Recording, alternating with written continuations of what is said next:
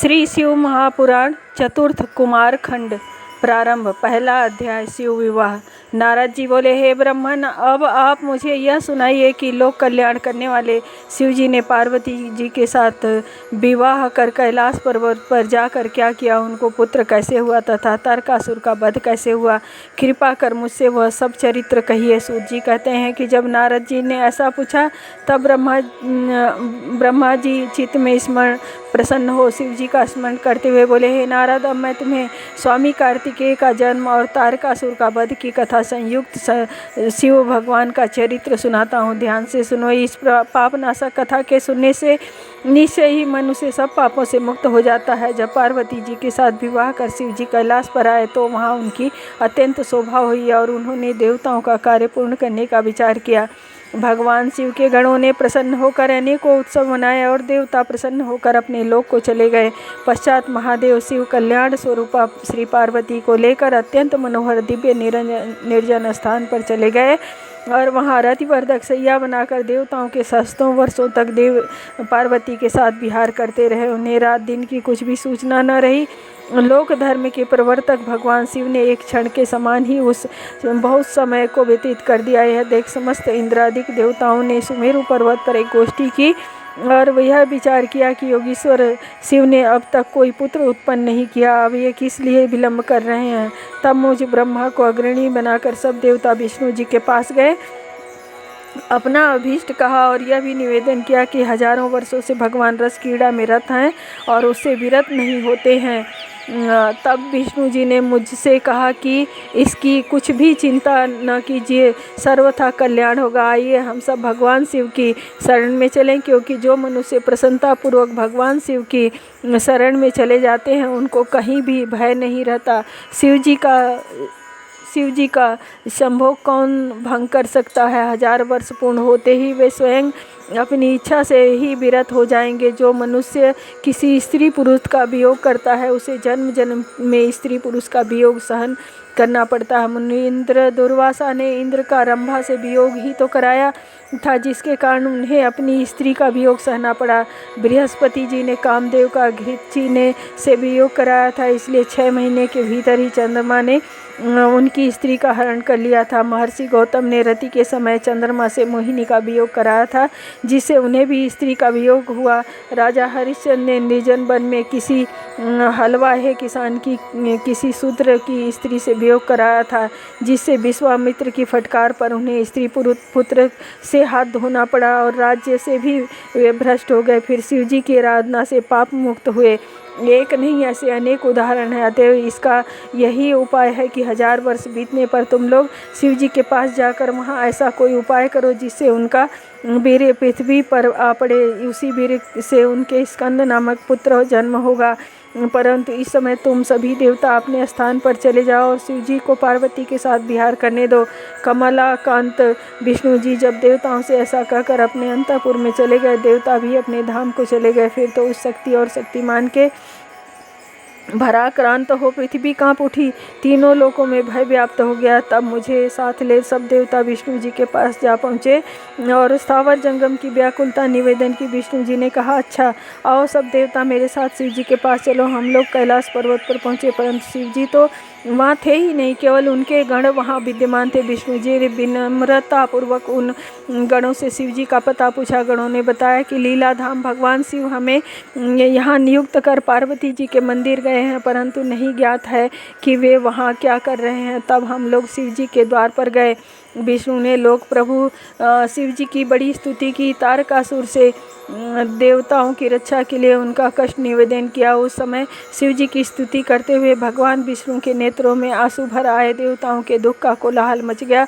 तारकासुर से दुखी देवता भगवान शिव की स्तुति करने लगे। इति श्री शिव महापुराण चौथा कुमार खंड का पहला अध्याय समाप्त।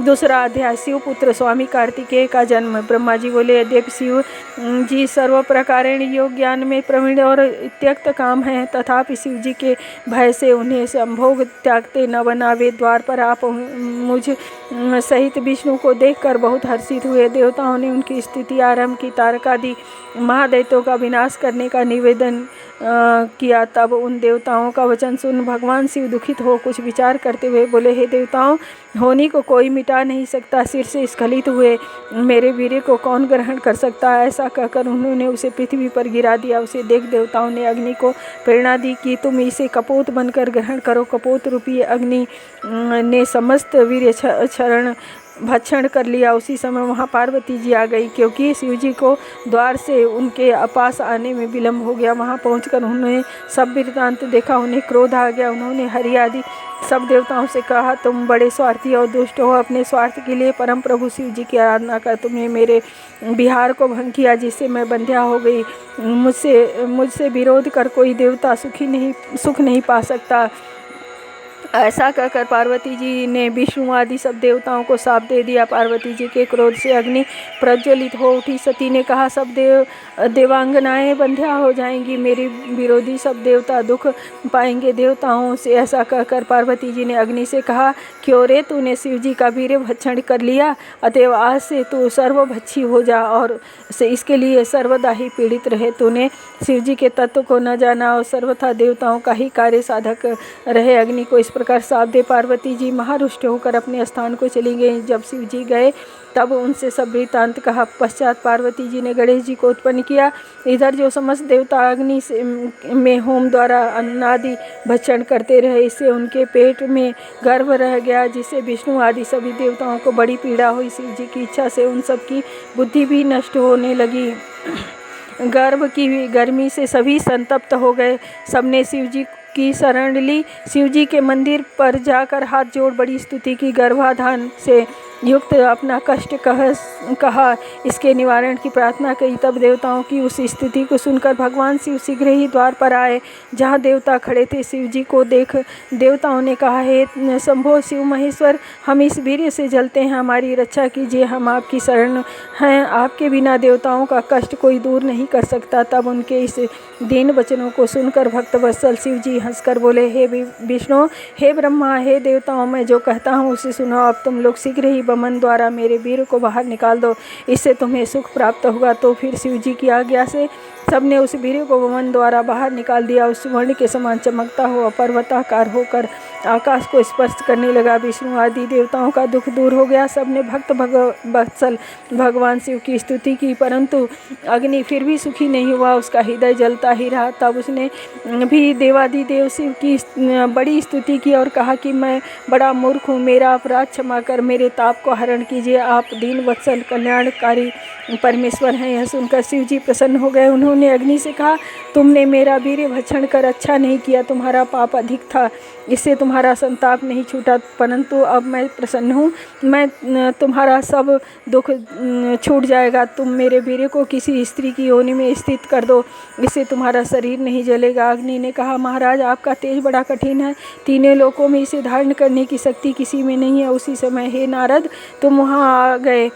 तब तुमने अग्नि के उपकारार्थ यह कहा कि हे अग्नि, शिव जी जैसा कहते हैं वैसा ही करके तुम सुखी हो जाओ। शिव जी की इच्छा से मैं तुम्हें इसका एक सहज उपाय बताता हूँ। माघ के महीने में जो स्त्री प्रयाग में स्नान करने आए, उसकी देह में तुम इस महत्वीर्य को स्थापित कर देना। ब्रह्मा जी कहते हैं, इसी समय वहाँ सप्त ऋषियों की भी स्त्रियाँ आ गईं। माघ का महीना था, वे बड़े तड़के ही स्नान के लिए आई थी। उनमें से 6 स्त्रियाँ शीत से अधिक आर्त होकर अग्नि की ज्वाला के समीप गईं। यद्यपि अरुंधति ने शिवाज्ञा से उन्हें बहुत मना किया, परंतु वे न मानी और अग्नि तापने लगे।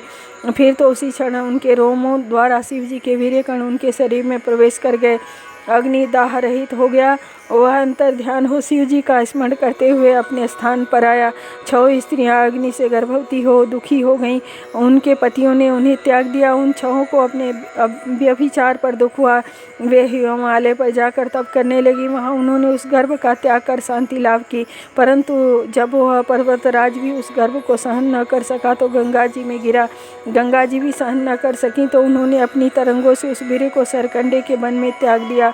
वहाँ पर एक तेजस्वी बालक हो गया। मार्गशीर्ष शुक्ल षष्ठी के दिन शिव जी के उस पुत्र का पृथ्वी पर प्रादुर्भाव हुआ। उसके आविर्भूत होते ही हिमालय पर स्थित शिव पार्वती को बड़े आनंद की अनुभूति हुई और पार्वती जी के स्तनों से आनंद का दूध चूने लगा। तीनों लोकों में सुखदायक मंगल हो गया। दुष्टों और विशेषकर दैत्यों को बड़े ही विघ्न दिखाई दिए। आकाश में दुंदुभियाँ बजने लगी और सरकंडे के वन में उस बालक पर फूलों की वर्षा हुई। विष्णु आदि सभी देवता आनंदित हो गए। इति श्री शिव महापुराण चतुर्थ कुमार खंड का दूसरा अध्याय समाप्त। तीसरा अध्याय स्वामी कार्तिकेय का चरित्र। नारद जी बोले, हे प्रजानाथ, हे सृष्टिकर्ता, इसके पश्चात वहाँ क्या हुआ, वह मुझसे कृपा कर कहिए। ब्रह्मा जी बोले, हे तात, फिर तो उसी समय विधि प्रेरित विश्वामित्र का वहाँ आगमन हुआ। जहाँ वह बालक उत्पन्न हुआ था उसे देखकर ऋषि प्रसन्न हो नमस्कार करने लगे तथा उसके ताप को जानकर उन्होंने उसकी बड़ी स्तुति की। तब उस अत्यंत उत्सवदायक बालक ने विश्वामित्र से कहा, हे महाज्ञानी, तुम शिव जी की इच्छा से ही सहसा यहाँ आ गए हो, तो तुम सभी भी मेरा संस्कार करो, अब आप सभी के पूज्य हो जाएंगे। तब विस्मित होकर विश्वामित्र जी ने उस बालक से कहा, हे तात, मैं ब्राह्मण नहीं किंतु गादी क्षत्रिय का पुत्र हूँ। मैं ब्राह्मणों का सेवक हूँ और लोग मुझे विश्वामित्र कहते हैं, परंतु तुम कौन हो यह तो कहो। इस पर वह उत्सवकारी बालक कहने लगा, हे विश्वामित्र, अब तुम मेरे वरदान से महर्षि हो गए। निसंदेह वह वशिष्ठ आदि महर्षि तुम्हारे प्रशंसक होंगे। मैं आज्ञा देता हूँ कि तुम मेरा संस्कार करो, यह गुप्त रहस्य किसी से प्रकट न करना। फिर तो विश्वामित्र ने उस बालक का जात संस्कार किया और उस बालक ने भी प्रसन्न होकर उन्हें सच्चा ज्ञान प्रदान किया। हे तात, यह तो मैंने तुमसे उस बालक की एक लीला कही, अब तो उसकी दूसरी लीला भी सुनो। उसी समय जो श्वेत नामक एक दूसरे महर्षि ने उस दिव्य और परम बालक को देखा तो उसका आलिंगन और चुम्बन कर उन्होंने उसे शक्ति और शस्त्र अर्पण किया। उस शक्ति को लेकर वह क्रौच पर्वत पर चढ़ गया और उसके शिखर ढहने लगा।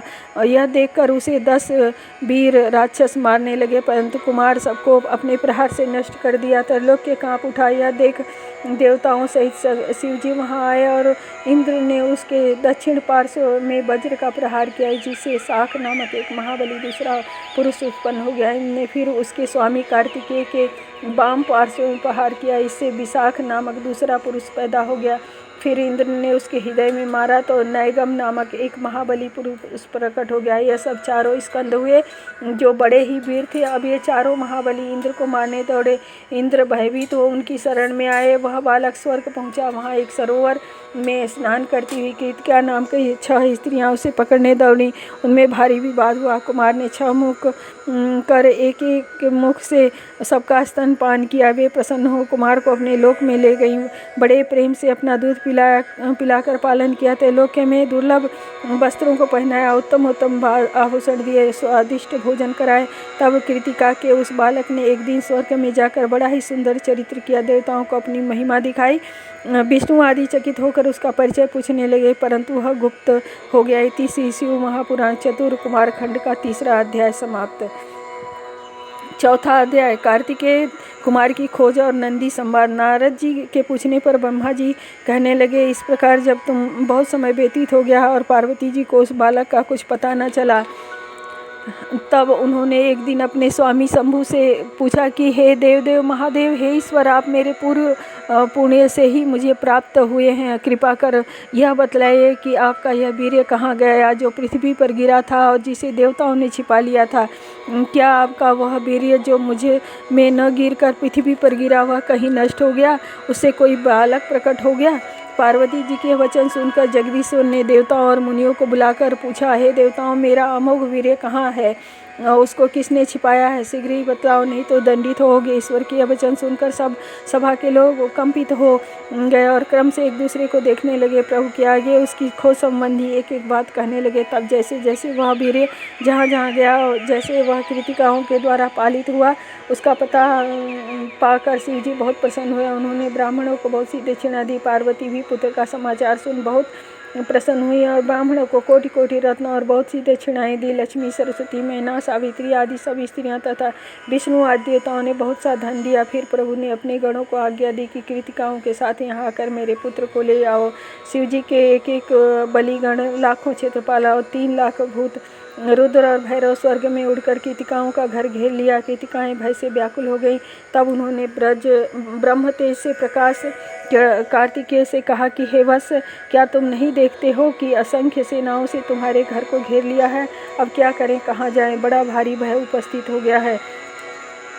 इस पर कार्तिकेय ने कहा, हे कल्याणियों, मेरे रहते आप लोग कुछ भी भय ना करो। मैं बालक होकर भी दुर्निवार हूँ। ऐसा कौन है जो मेरा वेग का निवारण कर सके? उसी समय शिवजी के सेनापति नंदीश्वर कार्तिकेय के समक्ष जाकर खड़े हो गए और यह कहने लगे कि हे भाई तथा माताओं, मुझे जगत संहर्ता शिवजी ने यहाँ भेजा है। इस समय कैलाश में ब्रह्मा, शिव और रुद्र आदि संपूर्ण देवता विद्यमान है और महामंगल हो रहा है। तात शिवजी ने तुम्हें खोजने के लिए मुझे भेजा है। अब तुम मेरे साथ पृथ्वी पर चलो। वहाँ देवताओं सहित शिवजी तुम्हारा अभिषेक करेंगे। तारक असुर को मारने के लिए तुमको सभी प्रकार के अस्त्र प्रदान करेंगे। तुम विश्व संहर्ता के पुत्र हो, तुमको ये कृतिकाएँ क्या रख सकेंगी? जैसे सूखा वृक्ष अग्नि को अपने खोडर में नहीं रख सकता, वैसे ये तुम्हें रखने में समर्थ नहीं है। तुम तो सारे संसार के प्रकाश हो, इनके घर में तुम्हारी शोभा नहीं हो सकती। हे शिवपुत्र, तुम योगिंद्र हो, अतुलनीय हो। हे भाई मूर्ख, तुम्हें क्या जानेंगे? जैसे मेढक कमलों को नहीं जानते, वह एक स्थान में स्थित है, वैसे ही मूर्ख मनुष्य तुमको नहीं जानते। जब नंदीश्वर ने ऐसा कहा तब कार्तिकेय जी ने उन्हें शिव के आश्रित जानकर उनकी बड़ी प्रशंसा की और कहा कि हे भाई, यह कृतिका ज्ञान योगिनी प्रकृति की कला है। मैं इनके ही दूध से पला हूँ, अतः इनके उपकार को नहीं भूल सकता। मैं इनका शोष्य पुत्र हूँ। शैलेंद्र कन्या से मेरा प्रादुर्भाव नहीं हुआ है, वह मेरी ऐसी धर्म माता है जैसी यह कृतिकाएँ हैं। यदि शिवजी ने अपना पुत्र मानकर तुमको भेजा है तो मैं तुम्हारे साथ चलकर देव समूह का दर्शन करूँगा। यह कहकर कृतिकाओं को बुला उनसे आज्ञा ले कार्तिकेय जी शीघ्र ही शिवजी के पार्षदों के साथ चले। इति श्री शिव महापुराण चतुर्थ कुमार खंड का चौथा अध्याय समाप्त। पांचवा अध्याय कुमाराभिषेक। ब्रह्मा जी बोले, उसी समय एक बड़ा ही सुंदर रथ दिखाई दिया जिसमें 100 पहिए लगे थे और जो विश्वकर्मा का बनाया हुआ था तथा जो बड़ा ही मनोहर और वेगवान था। पार्वती जी ने उसे भेजा था और पार्षद उसे चारों तरफ से घेरे हुए थे। वह रथ वहीं आकर उतर पड़ा और दुखी हृदय कार्तिकेय जी के उस रथ पर जा चढ़े। छहों कृतिकाएँ व्याकुल हो बाल खोले वहाँ आ खड़ी हुई। उन्होंने कहा, तुम हमारे पुत्र हो, हमने तुम्हें बड़ा प्रेम किया है, अब हम क्या करें और कहाँ जाएं? यह इस प्रकार कहती हुई वे कार्तिकेय को हृदय से लगा पुत्र वियोग से शीघ्र ही वहाँ मूर्छित हो गई। कुमार उन्हें अध्यात्म ज्ञान दे सुखदायक मांगलिक समय देखकर पार्षदों के साथ चले विमान पर बैठे। कृतिकाओं और नंदी केश्वर के साथ कैलाश में अच्छे मूलन्य ग्रोथ वृक्ष के पास आए। देवताओं ने अनेक आगमन का समाचार शिवजी को दिया। विष्णु आदि देवताओं और महर्षियों को साथ ले गए। शिवजी गंगा जी से उत्पन्न कुमार को देखने आए। उस समय शंख और भेरी आदि बाजे बज रहे थे। देवता परम उत्सव कर रहे थे। वीरभद्र आदि गण अनेक ताल और लय से शिवजी की स्तुति कर रहे थे। सभी प्रसन्न हो जय और नमः शब्द कर रहे थे। सरकंडों में उत्पन्न हुए शिवजी के पुत्र को सभी देखने चले। पार्वती जी ने तो और बड़ा उत्सव किया, मंगल मनाया। पति पुत्र वाली लक्ष्मी आदि की 30 सुहागिन स्त्रियों को आगे कर वे कुमार को देखने आई। रंभादिक अप्सराओं ने नृत्य और गान किया। उन्होंने देखा कि कुमार त्रैलोक्य के तेजस्वी हैं। तब प्रभा से दीप्तिमान कुमार को महादेव जी गोद में बैठाकर शोभित हुए। आज वे पुत्र वालों में सर्वश्रेष्ठ हो गए। फिर कुमार अपने गणों के साथ शिव मंदिर आए। शिव जी की आज्ञा से देवताओं ने महोत्सव मनाया। शिवा और शिव की अद्भुत शोभा हुई। देवता और श्रेष्ठ ऋषि उनकी स्तुति करने लगे। कुमार प्रेम पूर्वक शिव जी की गोद में बैठकर खेलने लगे। उस समय वे शिव जी के कंठ में लिपटे हुए बासुकी नाग को पकड़कर अपने हाथ से ताड़ित करने लगे। कुमार की यह बात देख लीलाधाम कृपालु शिव जी ने हंसकर उनकी वह क्रीड़ा पार्वती को दिखाया, परंतु उन सर्वव्यापक भगवान ने मंद मंद मुस्कुराते हुए कुछ नहीं कहा तथा परम आनंद माना। फिर जगन्नाथ शिव ने कुमार कार्तिकेय को रत्न जटित रमणीय सिंहासन पर सब तीर्थों से आए हुए जलों का वेद मंत्रों से पवित्र करके 100 रत्न के कलशों से उन्हें स्नान कराया तथा बड़ी प्रसन्नता व्याप्त की। फिर विष्णु ने रत्नसार निर्मित किरीट, कुंडल, मुकुट, बाजूबंद, वैजंती माला और अपना चक्र प्रदान किया। शिव जी ने भी कुमार को शूल, पिनाक, भरसा, शक्ति, पाशुपत अस्त्र, बाण, संहारास्त्र और परम विद्या इतनी वस्तुएं दी। फिर मुझे ब्रह्मा ने यज्ञोपवीत वेद, वेद माता, गायत्री, कमंडलु, ब्रह्मास्त्र तथा शत्रु को मर्दन करने वाली विद्या दी। इंद्र ने अपना ऐरावत और वज्र तथा वरुण ने श्वेत छत्र और रत्नमाला प्रदान की। सूर्य ने मन के समान गमन करने वाला शीघ्रगामी एक रथ और कवच तथा यमराज ने दंड और समुद्र ने अमृत कलश लाकर दिया। कुबेर ने अपनी गदा दी और शिवजी ने अपना शूल दिया। इस प्रकार सब देवताओं ने उन्हें नाना प्रकार के अस्त्र शस्त्र और उपाय दिए। पार्वती जी ने चिरंजीवी रहने का आशीर्वाद दिया। लक्ष्मी ने दिव्य संपदा और एक मनोहर हार दिया। सावित्री ने सभी सिद्धियां तथा जो भी देवियां वहां आई थी उन सभी ने बालक को के पालना के समय यथाशक्य पदार्थ दिए। उनके भी अलग महोत्सव हुए। शिव पार्वती अत्यंत ही प्रसन्न थे, यहाँ तक कि रुद्र जी इच्छानुसार सबको वर देने पर तत्पर हो गए। सब देवताओं ने कहा वर मांगो। तब ब्रह्मा जी ने कहा यह सारा चरित्र तो तारकासुर के वध का है, अब हम सभी लोग उसे मारने ही चलते हैं। इस मांगलिकता के लिए आप कुमार को आज्ञा दे कि वह हमारे साथ चले। विभु ने आज्ञा दे दी। शिव आज्ञा से सभी देवता कुमार को अग्रणी बनाकर उस ओर चले। उधर कैलाश के बाहर त्वष्टा ने विष्णु जी की आज्ञा से उस पर्वत के निकट एक बड़ा मनोहर नगर बनवा दिया। साथ ही कुमार के स्वयं निवास के लिए अत्यंत मनोहर बड़ा रमणीक राजमहल भी बनवाकर एक अद्भुत सिंहासन भी रखवा दिया, जहाँ वे आकर निवास किए। इसी प्रकार अन्य सभी देवताओं ने उनका वहाँ सादर अभिवादन किया। कुमार ने सबके स्वामित्व को ग्रहण किया। इति श्री महापुराण चतुर्थ कुमार खंड का 5वां अध्याय समाप्त। ओम नमः शिवाय।